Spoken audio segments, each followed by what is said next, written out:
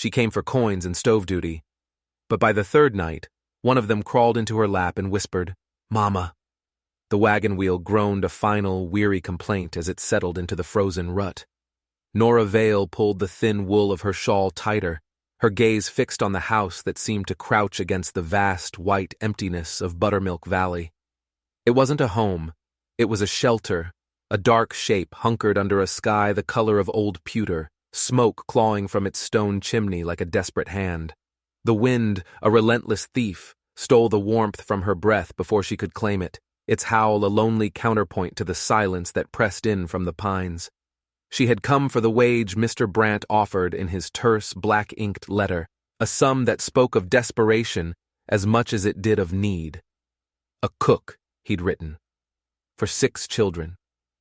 The words had been stark, stripped of any comfort, much like the landscape before her. Nora, a woman whose own womb was a barren, silent place, whose own husband lay under a simpler cross of wood miles and years away, had read the letter and felt not pity, but a hollow echo of her own emptiness. 6 children, a house full of noise and life, things she had long since forgotten. Or perhaps, she thought, a house full of ghosts. She descended from the wagon, her boots sinking into the snow with a soft crunch that sounded unnervingly loud.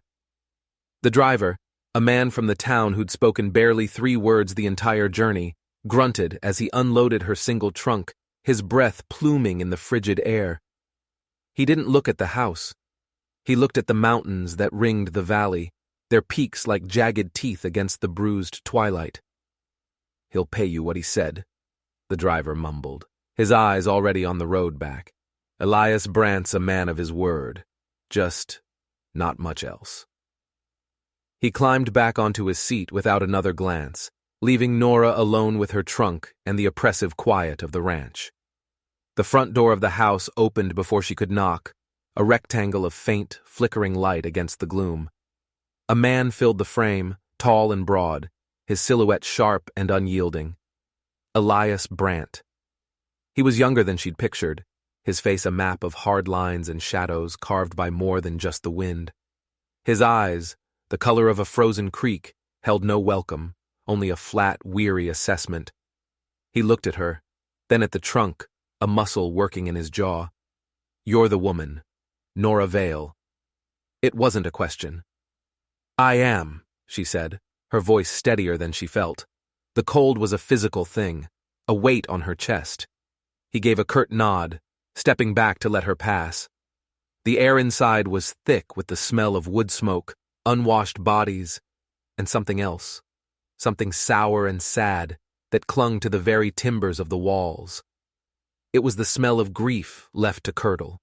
6 pairs of eyes watched her from the shadows that danced beyond the reach of the single lantern on the table. They were small, still shapes, a silent jury of children who seemed less like children and more like wild, startled things. A girl, the eldest perhaps, stood with her arms crossed, her face a miniature, defiant copy of her father's. A boy clutched the leg of a rough-hewn chair, his thumb jammed in his mouth. 2 smaller ones, twins by the look of them, huddled together near the hearth, their faces smudged with soot. And in the deepest dark, 2 more. Their presence felt more than seen. None of them spoke. The silence was a living entity in the room, heavy and suffocating. Elias gestured vaguely toward the back of the cabin. "The kitchen's through there. Your room is a small space off it. The stove is old, but it draws well enough." He did not introduce the children.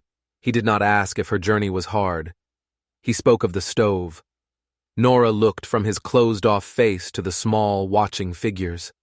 She saw the worn, thin clothes, the tangled hair, the raw, chapped skin on their hands. She saw the hunger in their eyes, and it was for more than just food. Her own heart, a thing she had thought long since dormant, gave a slow, painful lurch.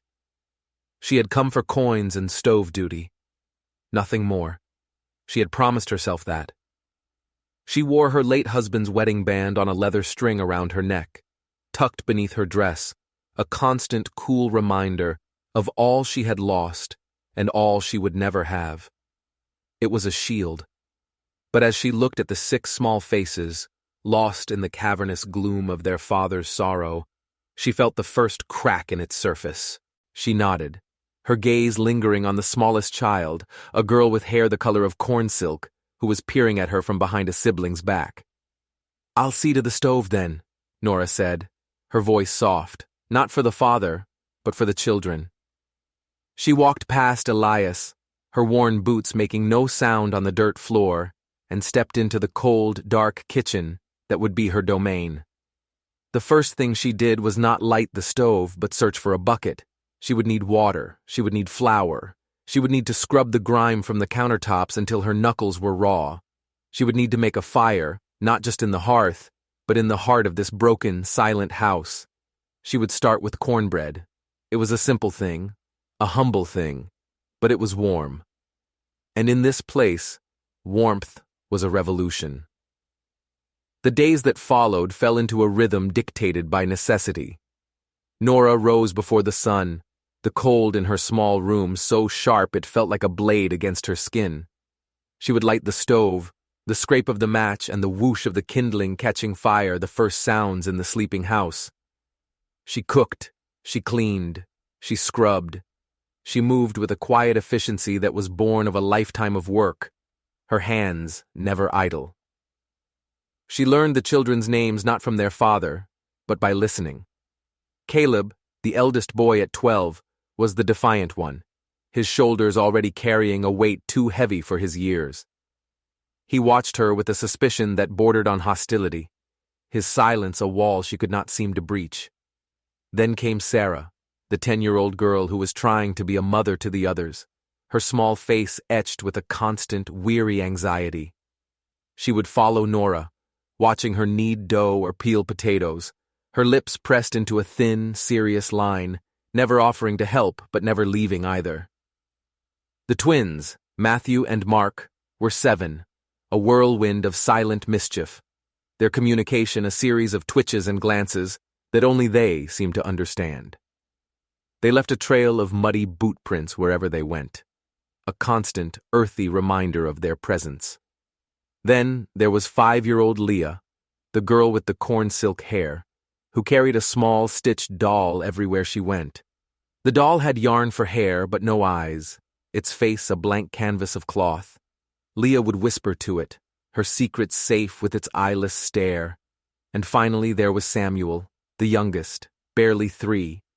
He was the quietest of all, a small shadow who seemed to flit at the edges of the family, his eyes wide and perpetually searching. Elias Brandt remained a distant, brooding presence. He ate what Nora placed before him without comment, his gaze fixed on some point beyond the cabin walls. He spoke to his children in gruff, single-word commands: chop, fetch, bed. He never touched them. He never looked at them for more than a fleeting moment, as if the sight of them was a pain he could not bear. Nora watched him, and in his raw, untended grief, she saw a mirror of her own. But his was a grief that had turned inward, poisoning the very air his children breathed.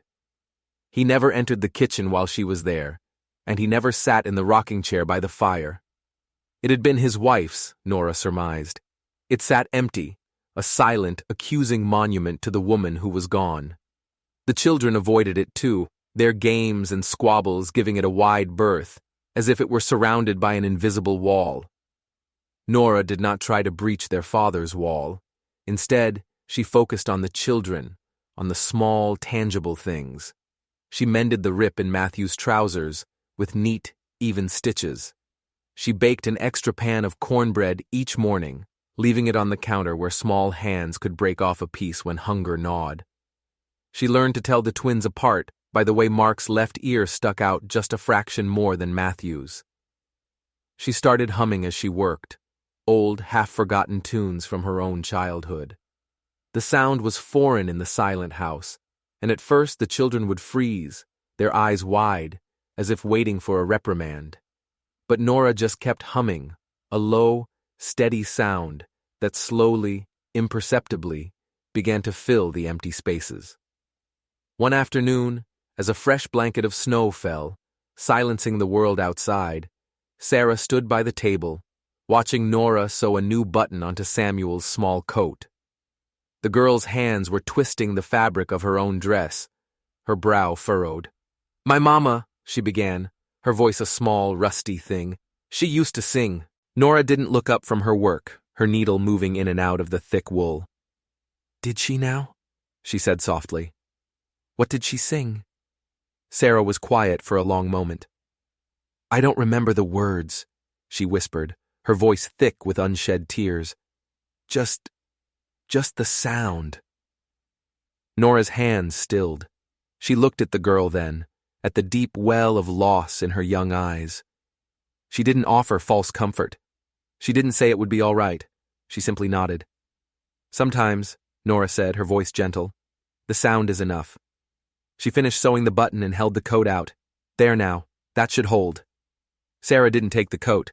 Instead, she reached out a small, hesitant hand and touched the back of Nora's, her fingers barely grazing the rough, work-worn skin. It was a fleeting touch, gone in an instant, but it was the first. It was a beginning. That night, after the meager stew had been eaten in the usual oppressive silence, Nora sat in her small room, the door slightly ajar. She could hear the rustle and shuffle of the children preparing for bed in the loft above. She took the leather string from around her neck, the silver band cool against her palm. She thought of her John, of his easy laugh, and the way he had held her hand, his thumb stroking her knuckles. The ache of his absence was a familiar companion, a dull, constant throb beneath the surface of her days. But tonight, for the first time in a long time, another ache was layered over it, a sharper, more immediate one for the 6 small souls sleeping under the same roof. She thought of Sarah's touch, of Leah's eyeless doll, of Samuel's searching eyes. She had come for coins and stove duty. She had built a fortress around her heart, mortared with loss and sealed with resolve. But the children, with their silent, desperate need, were laying siege to it. They were not asking for anything. They were simply existing, their small, muddy boots lined up by the door a testament to a life that stubbornly, resiliently went on. The third night, a storm blew in from the north, a blizzard that rattled the very bones of the cabin. The wind shrieked like a banshee, and snow piled in great drifts against the door and windows, isolating them completely.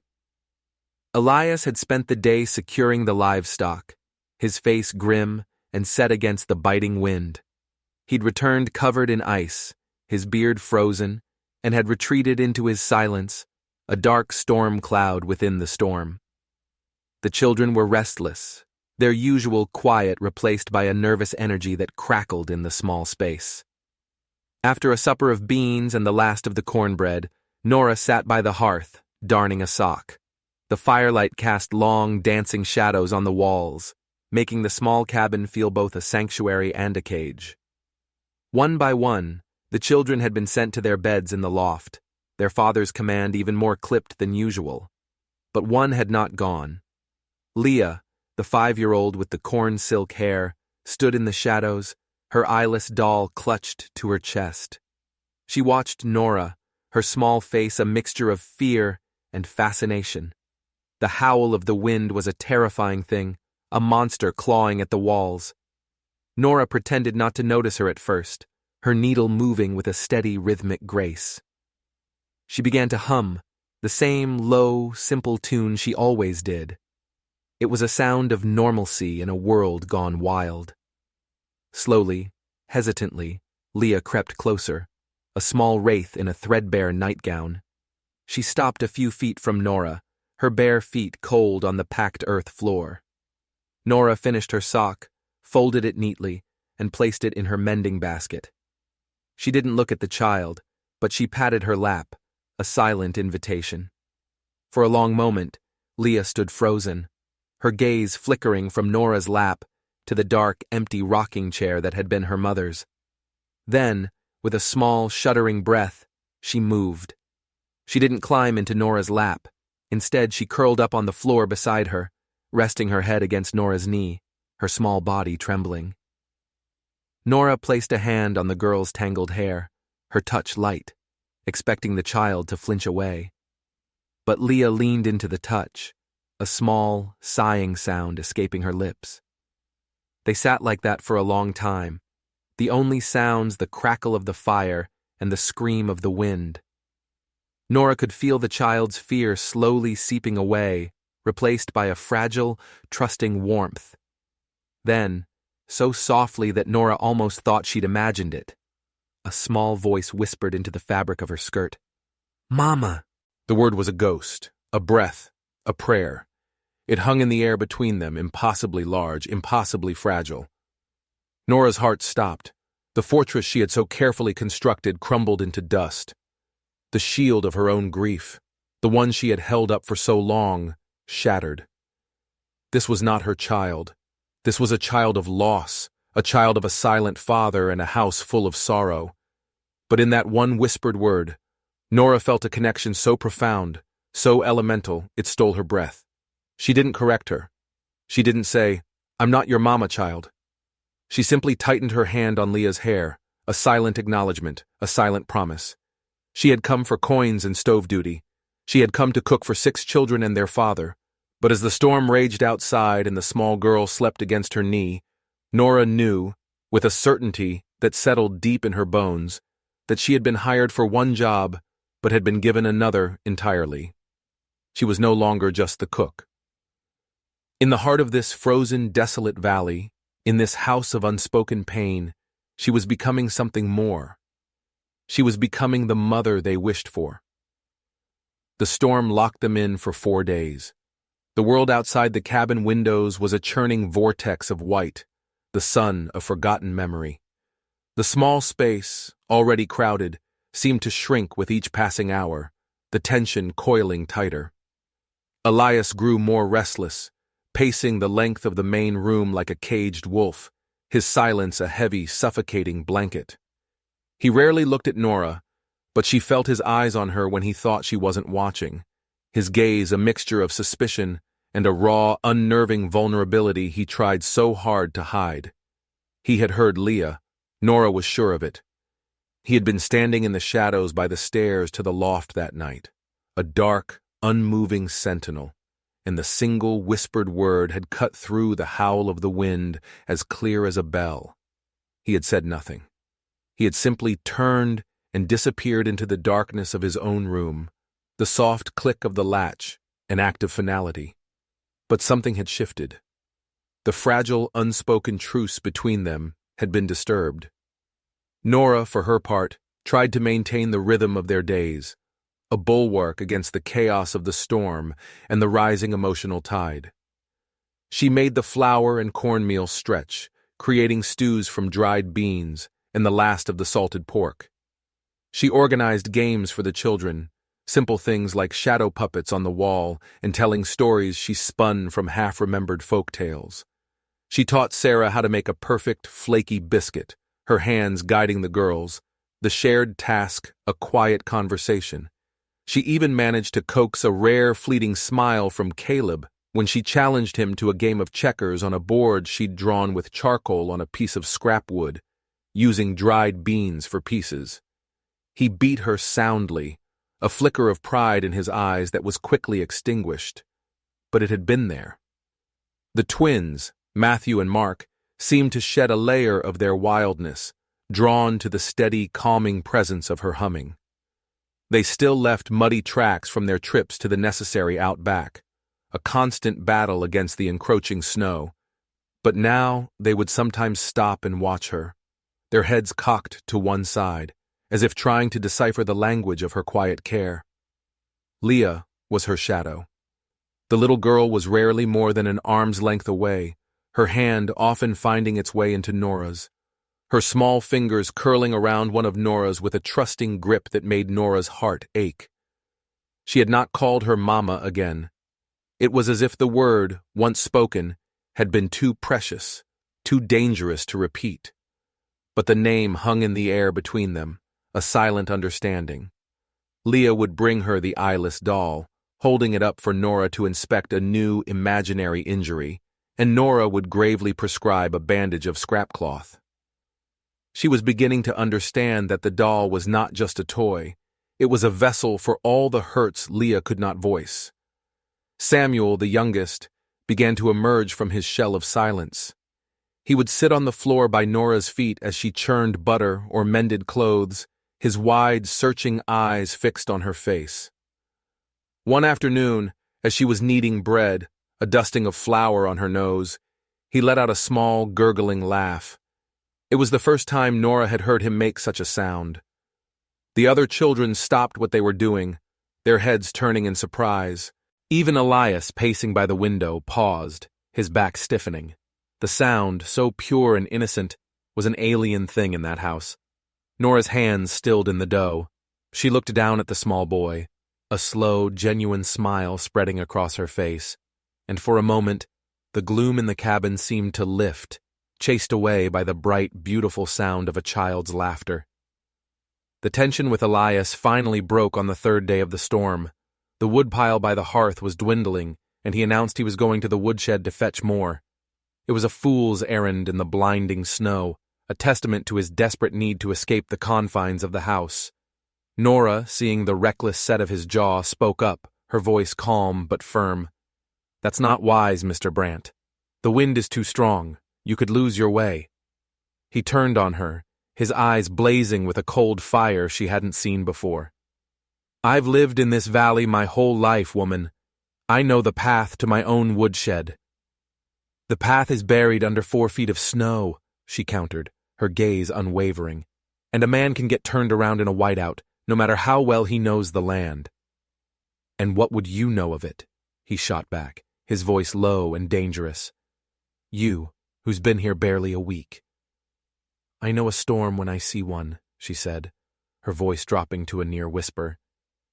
"And I know a man who's looking for a reason to get lost." The words hit their mark. The anger in his eyes flickered, replaced by a flash of raw, unguarded pain. The children, who had been playing quietly, fell silent, their eyes wide with fear. They had never heard anyone speak to their father this way. Elias stared at her, his chest rising and falling with ragged breaths. The silence stretched, thick and heavy, broken only by the shriek of the wind. He looked from her to his children, huddled together like frightened mice, and something in him seemed to break. He let out a long, shuddering breath, the fight draining out of him, leaving him looking hollowed out and impossibly tired. He turned away from her and sank into a chair at the table, burying his face in his hands. He didn't go to the woodshed. He sat there, a statue of defeat, while Nora calmly added the last few logs to the fire, the quiet act a truce, a concession, a victory. Later that evening, when the children were asleep and the storm had begun to lose some of its fury, Nora was banking the fire for the night. She felt a presence behind her and turned to see Elias standing there, a dark shape in the flickering light. He was holding something in his hands. It was the empty rocking chair. He carried it over to the hearth, his movements stiff and awkward, and set it down not in its usual spot, but closer to where she stood. He didn't look at her. He just stood there for a moment, his big hands resting on the smooth, worn wood of the chair's back. "Her name was Martha," he said, his voice rough, as if torn from his throat. She liked to watch the fire." He cleared his throat, the sound raw and painful. "The children, they need—" He trailed off, unable to finish the sentence. He didn't need to. Nora understood. They needed a mother. They needed the warmth of a woman's presence by the fire. He was giving her permission. He was, in his own broken, silent way, asking her to take the empty seat. Nora's throat was tight with 1,000 unspoken words. She looked at the chair, at the man, at the sleeping loft where 6 small lives were dreaming. She thought of her John, of the life they had planned, the children they had prayed for. She had thought that part of her life was over, a book closed and put away on a dusty shelf. But here, in this desolate place, a new chapter was being written, one she had never expected. She reached out and placed her hand on the back of the chair next to his. Her skin was soft and pale against his rough, calloused flesh. He didn't pull away. For a long moment, they stood there together in the dying light of the fire, two solitary souls bound by a shared unspoken grief and the needs of 6 small children. Then, without a word, he turned and went back to his room, leaving Nora alone with the chair and the quiet, profound weight of his offering. She didn't sit in it. Not yet. It was too soon. But she knew, with a certainty that was both terrifying and exhilarating, that one day she would. One day, she would sit in Martha's chair, not as a replacement, but as something new, something different. Something that this broken family desperately needed. Something that she, in the barren, empty corners of her own heart, was beginning to need too. The blizzard broke on the 5th day, leaving behind a world transformed, sculpted in brilliant, blinding white under a pale, watery sun. The silence was profound, the howl of the wind replaced by a stillness that seemed to hold its breath. Elias and Caleb dug a tunnel from the front door, the rhythmic scrape and crunch of their shovels the only sound in the vast emptiness. The younger children, bundled in every layer Nora could find, tumbled out into the snow, their whoops of joy muffled by the thick white blanket that covered everything. Their laughter, tentative at first, then growing in confidence, was a sound of resurrection in the quiet valley. Nora stood in the doorway watching them, a small, unbidden smile on her lips. She saw Sarah helping Leah build a lopsided snowman, using pebbles for eyes instead of leaving it blank like her doll. She saw the twins engaged in a fierce but silent snowball fight, their movements a blur of dark wool against the white. Even Samuel, held securely in Caleb's arms, pointed a mittened hand at the sky, a look of pure wonder on his face. The shared confinement of the storm had changed them. A subtle shift had occurred in the tectonic plates of their small, fractured world. The children moved with a little less fear, a little more freedom. The oppressive weight of their father's grief, while still present, no longer seemed to crush the very air from the room. Elias himself was different. The hard, brittle shell he wore had been cracked. He still spoke little, but his commands to the children were less harsh, and sometimes Nora would catch him watching them play, a flicker of something unreadable in his eyes. Not quite warmth, but a lessening of the cold. He started taking his meals at the table with the children, instead of by himself in the corner, a small but significant change in the geography of their family life. He and Nora existed in a state of careful, unspoken truce. They moved around each other in the small cabin with a new awareness, a quiet dance of avoidance and acknowledgement. He would leave a bucket of fresh milk by the kitchen door in the morning, and she would leave a plate of food on the table for him when he came in late from the barn. No words were exchanged, but none were needed. Their communication had moved beyond the realm of language, into a space of shared tasks and mutual reliance. The empty rocking chair remained by the fire, a silent testament to their conversation in the dark. Nora still hadn't sat in it, but its presence was no longer a source of pain. It was a promise. One evening, a week after the storm, Nora was telling the younger children a story by the fire. She had a knack for it, her voice low and mesmerizing, her hands creating shapes in the air as she spoke of clever foxes and brave little birds. Leah was curled at her feet, her head on Nora's knee, the eyeless doll held loosely in her sleeping hand. Samuel was fast asleep in a basket lined with a sheepskin, his small chest rising and falling in a steady rhythm. The twins, for once, were still, their eyes fixed on Nora's face, captivated. Sarah sat a little apart, pretending to be too old for stories, but Nora could see she was listening, her mending lying forgotten in her lap. Elias came in from the barn, stamping the snow from his boots. He stopped in the doorway, framed by the deep blue of the twilight, and for a moment, he just watched the scene by the fire. He saw the rapt faces of his children, bathed in the warm, flickering light. He saw the woman who was not their mother, but who had somehow brought a fragile, tentative light back into his home. He saw the easy, natural way Leah rested against her, the utter trust in the child's sleeping form. A complex, unnameable emotion washed over him, a pang of guilt for his own failures, a surge of gratitude that was so fierce it almost choked him, and a flicker of something else, something he hadn't allowed himself to feel since Martha's death, a warmth that was both frightening and deeply, achingly welcome. He cleared his throat, and the spell was broken. The children looked up, their faces suddenly guarded. Nora's story trailed off. Elias walked over to the fire, his movements heavy. He looked down at Leah, his expression unreadable. Then he looked at Nora, his gaze direct and searching. "She looks peaceful," he said, his voice raspy. "She's a good girl," Nora replied softly. "They're all good children." He nodded, his gaze dropping to the floor. I don't know how," he stammered, the admission costing him dearly. "Since Martha, the words are gone." Nora's heart went out to him. She saw past the gruff, distant father to the grieving husband, lost in a wilderness of pain, unable to find his way back to his own children. "Sometimes," she said, her voice gentle, echoing the words she had spoken to Sarah, "you don't need words." She looked pointedly at his large, capable hands, hanging uselessly at his sides. "Sometimes a touch is enough." He followed her gaze, looking at his own hands as if they were foreign objects. He thought of how long it had been since he had held one of his children, not out of necessity, but out of simple affection. He looked at Leah, sleeping so trustingly against a woman who was, until a few weeks ago, a complete stranger. He took a hesitant step forward, then another, until he was standing right beside them.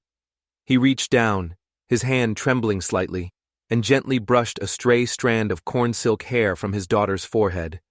The touch was clumsy, tentative, but it was there. Leah stirred in her sleep, a small, contented sigh escaping her lips, and snuggled closer to Nora. Elias pulled his hand back as if burned, a look of profound, heart-wrenching sorrow on his face. He had been replaced. But as he looked at Nora, at the quiet strength and compassion in her eyes, he knew it wasn't a replacement. It was a rescue. He gave her a single curt nod, an entire conversation passing between them in that one small gesture, and then he turned and walked away, leaving her with his children in the warm glow of the fire. That night, after everyone was asleep, Nora finally sat in the rocking chair. The wood was smooth and cool beneath her hands. She pushed off gently with her foot, the chair moving back and forth with a soft, rhythmic creak that sounded like a lullaby in the quiet house. She looked around the main room, at the 6 pairs of muddy boots lined up by the door, at the lopsided snowman visible through the window, a dark shape under the moon, at the mending basket filled with small socks and torn shirts. This was not the life she had chosen. It was a life that had chosen her. She had come for coins and stove duty, a temporary arrangement in a house of strangers. But as she sat in Martha's chair, the gentle rocking motion a comfort to her own weary soul, she knew she was no longer a stranger. She was home. The ring on the leather string around her neck felt heavier than usual, not a symbol of what she had lost, but a link in a chain that connected her past to this unexpected, fragile present. She didn't know what the future held. She didn't know if this fragile peace would last. But for the first time in a very long time, Nora Vale felt a flicker of hope.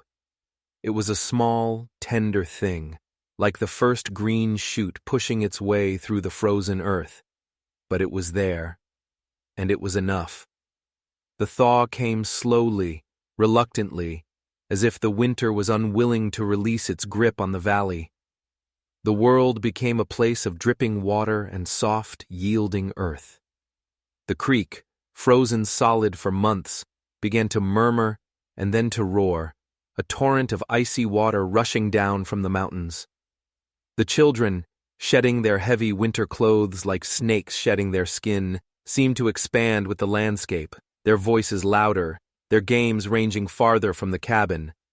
The 6 pairs of muddy boots by the door became a permanent, ever-changing installation of muck and mire, a source of constant work for Nora, and a constant earthy sign of life. Nora's place in the family solidified. not through any grand declaration, but through the 1,000 small daily acts of care that had become the bedrock of their existence. She was the one they ran to with a scraped knee or a splintered finger. She was the one whose name they called out in the night after a bad dream. She was the keeper of stories, the baker of bread, the mender of clothes. She had become the center around which their small world turned. Elias seemed to accept this new reality with a quiet, resigned grace. He had started to talk to the children again, his words still clumsy and infrequent, but they were there. He would ask Caleb about his traps, or praise Sarah for her help with the milking. He even, on one occasion, swung Leah up into his arms, her squeal of delight a sound so unexpected it made Nora's heart leap. He was slowly, painstakingly learning the language of fatherhood again, and Nora was his silent, patient teacher. Their own relationship remained a thing of unspoken words and shared glances. They were partners in the truest sense of the word, united in the common goal of raising these 6 children. He would fix the broken latch on the kitchen cupboard without her asking. She would have a hot meal waiting for him, no matter how late he came in from the fields. There was a growing respect between them, a deep, quiet understanding that transcended the need for conversation. But there was something else, too, a fragile, tentative awareness that shimmered in the space between them, a feeling that neither of them was ready to name. One afternoon in early spring, as Nora was hanging laundry on the line, the fresh, clean scent of lye soap and wet cotton filling the air, she saw Caleb trudging up the path from the creek, his face a mask of thunder. He had been sullen and withdrawn for days, his old defiance returning. He was at that difficult age, caught between boyhood and manhood, and he seemed to be chafing under the new dynamic in the house. He saw her as an intruder, a usurper of his mother's place, and he resisted her quiet authority at every turn. He stomped past her without a word, heading for the barn. Nora sighed, her hands stilling on the clothesline. She knew she couldn't let it go. She followed him into the cool, dusty dimness of the barn. He was furiously sharpening an axe, his movements jerky and angry. "Caleb," she said softly. He didn't look up. "What do you want?" He grunted.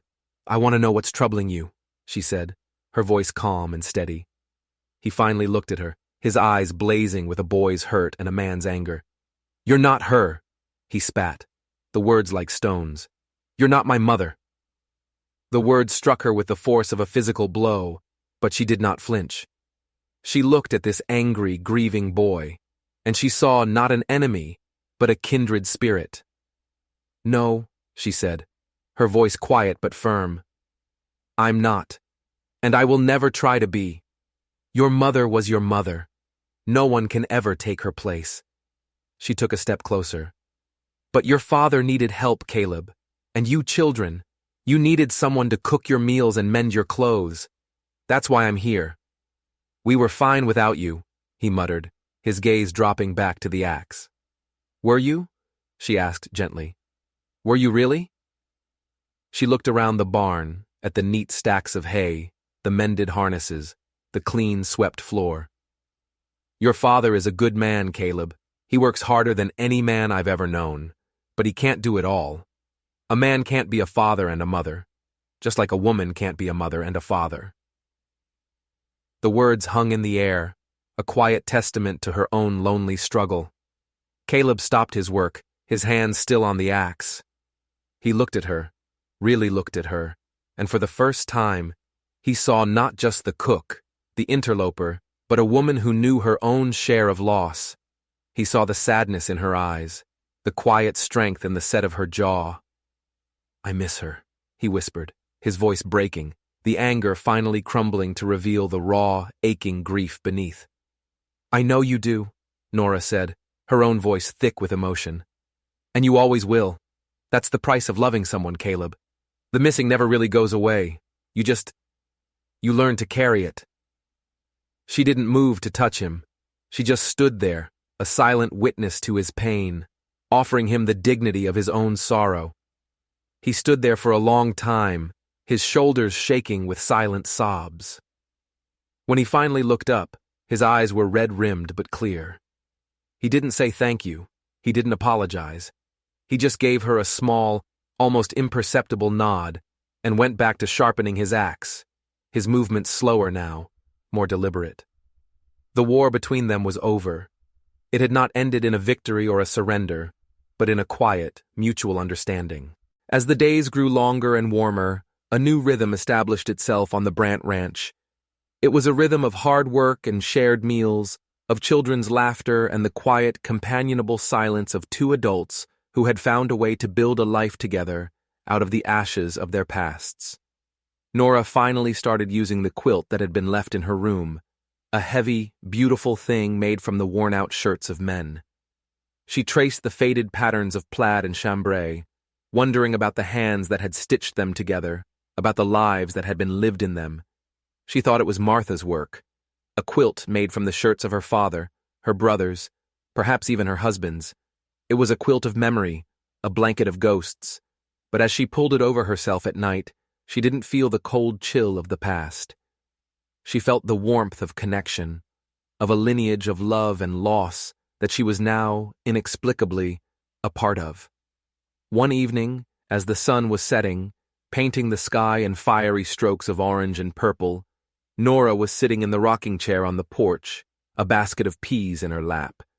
The children were playing a loud, chaotic game of tag in the yard, their shouts and laughter echoing in the still evening air. Elias came and leaned against the porch railing, watching them. He was quiet for a long time, a small, tired smile on his face. "They sound happy," he said, more to himself than to her. "They are happy," Nora said, her fingers busy shelling the peas. He turned to look at her, his gaze soft in the fading light. "Because of you," he said simply. "You brought them back to life, Nora. You brought this whole house back to life." Nora's hands stilled in her lap. Her heart was beating a little too fast. "I just cooked the meals, Elias," she said, her voice a little breathless. "You did more than that," he said, his voice low and intense. "You did so much more than that." He took a step closer, his shadow falling over her. He reached out and gently took one of her hands, his thumb stroking the back of it.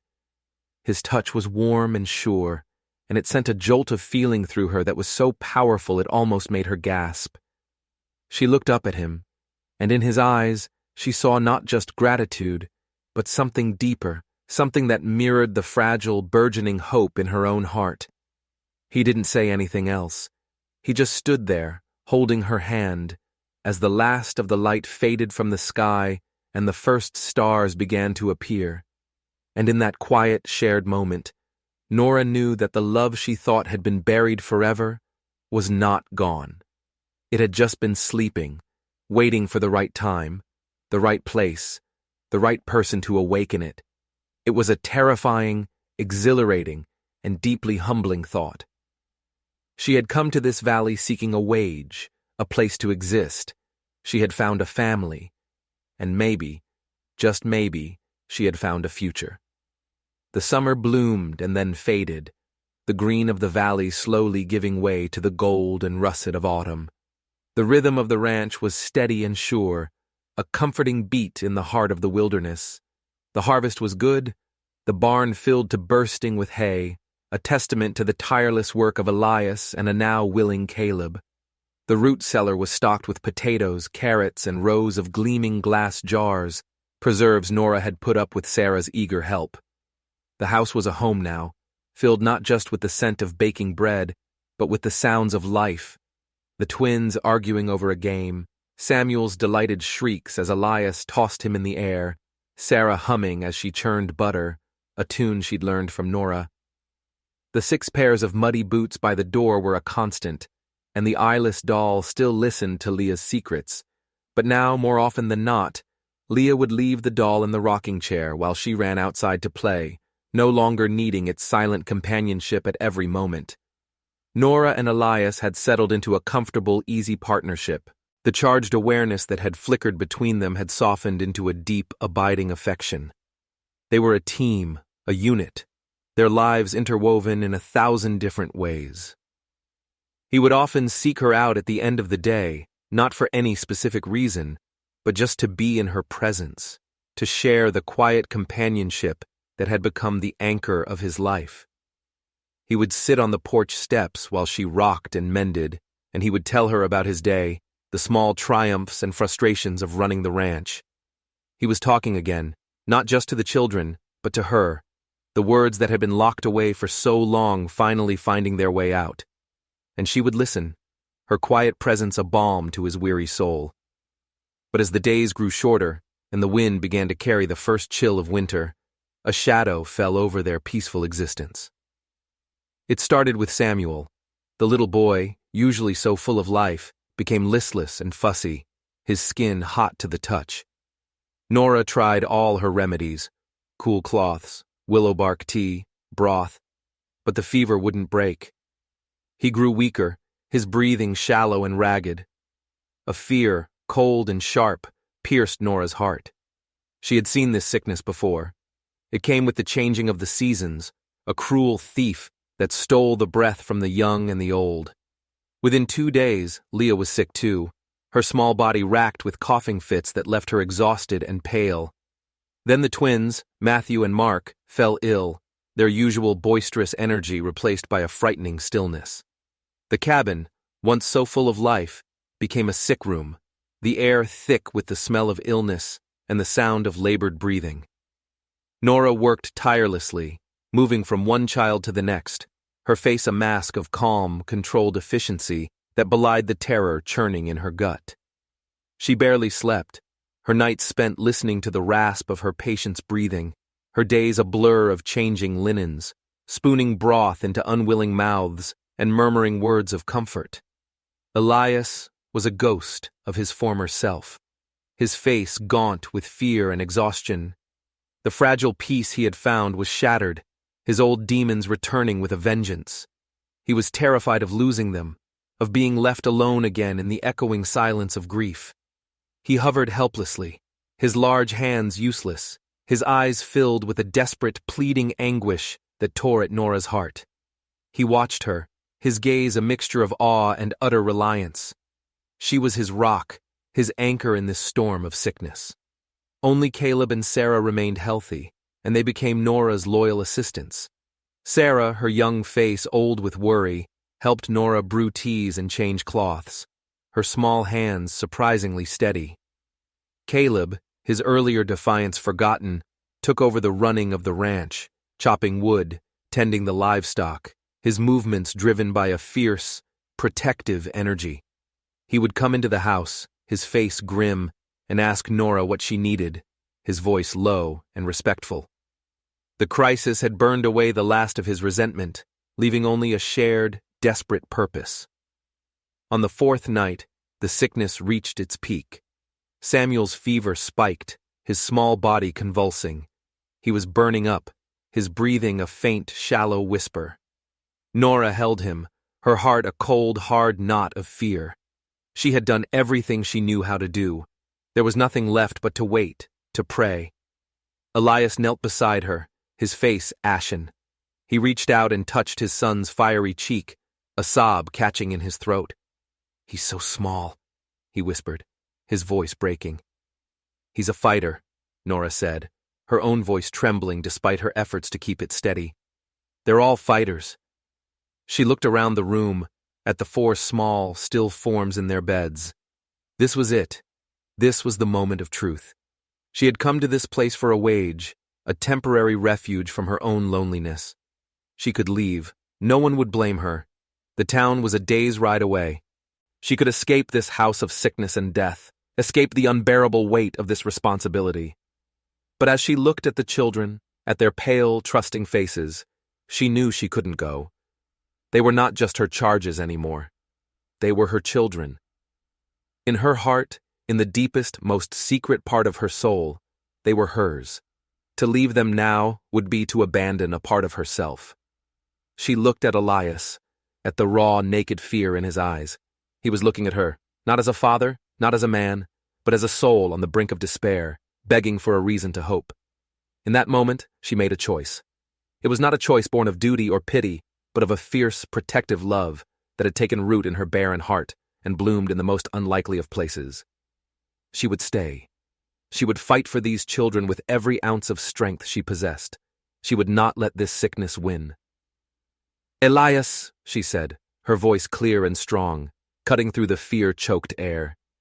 "Go get the snow from the north side of the barn, the coldest you can find. We need to bring his fever down." He stared at her, his eyes wide. For a moment he didn't move, frozen by his own terror. Then he saw the unyielding resolve in her face, the fierce, unwavering strength in her eyes. It was the look of a mother protecting her young.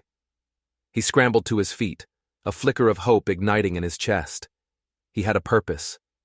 He had something to do. He ran from the house, his boots thudding on the hard-packed earth. Nora held Samuel close, whispering to him, her voice a low, steady murmur against the ragged sound of his breathing. "You hold on, little one," she whispered, her lips against his hot forehead. "You just hold on." She was no longer just the cook. She was no longer just the woman who had come for coins and stove duty. She was a warrior, fighting a battle for the lives of her children. And as she held the small boy in her arms, waiting for the father to return, she knew that win or lose, she would not be fighting it alone. This was her family now, and she would not, could not, let them go. The crisis passed as a fever breaks, leaving in its wake a profound, exhausted peace. For 2 days and 2 nights, Nora and Elias fought the sickness side by side, a silent, desperate team. They packed the children in snow, forcing their fevers down degree by agonizing degree. They trickled water and broth between cracked lips. They sat vigil, their hands meeting over a small, hot forehead, their shared purpose a bond stronger than any vow. Nora's strength seemed limitless, a deep, inexhaustible well of resolve. She moved with a calm authority that soothed the children and gave Elias the courage to keep going. He, in turn, became her hands and feet, his physical strength a necessary extension of her will. He fetched and carried, lifted and held, his movements sure and steady, his fear channeled into a fierce, protective energy. The turning point came near dawn on the 3rd day. Samuel's breathing, which had been a shallow, frightening rasp, deepened into a slow, even rhythm. The fire in his skin cooled, leaving behind a damp, healthy sheen of sweat. He slept, a deep, healing sleep, for the first time in days. One by one, the other children followed, their fevers breaking, the tightness in their chests easing. The grim specter of death that had haunted the small cabin retreated, leaving behind the pale, fragile light of hope. The week that followed was one of quiet convalescence. The house was still a sick room, but the fear was gone, replaced by a tender, weary relief. The children were weak, but they were alive. They were cranky and demanding, their returning spirits a welcome, if exhausting, sign of their recovery. Nora, bone-weary but filled with a quiet, fierce joy, tended to them with a gentle, loving patience. She made them nourishing soups and custards, read them stories, and sang them the soft, humming lullabies that had become the soundtrack of their lives. Elias watched her, his heart filled with a gratitude so immense it left him speechless. He saw her, truly saw her, not just as the woman who had saved his children, but as the woman who had saved him. She had walked into the darkness of his grief and had, with her quiet strength and unwavering compassion, led him and his family back into the light. The love he felt for her was a powerful, overwhelming force, a feeling so profound it reshaped the very landscape of his soul. It was a love born of shared loss, forged in crisis, and tempered by a deep, abiding respect. It was the love of a lifetime, and he knew, with a certainty that settled deep in his bones, that he could not live without her. One afternoon, as Nora sat in the rocking chair, darning a small sock, Elias came and stood before her. The children were all sleeping, the house quiet for the first time in weeks. He took the mending from her hands and set it aside. Then he knelt before her, taking both of her hands in his. His touch was gentle, reverent. "Nora," he began, his voice thick with emotion, "I have no words to thank you for what you've done. "There's no need for thanks, Elias," she said softly, her heart fluttering like a trapped bird. "They are my—" She stopped, unable to say the word. They were not her children, not by blood, but in every other way that mattered, they were. "They are yours," he finished for her, his voice a low, certain murmur. "And so am I." He looked up at her, his eyes shining with an emotion so raw and powerful it stole her breath. "I love you, Nora. I love you with everything I am." He reached into his pocket and pulled out a small, simple gold band.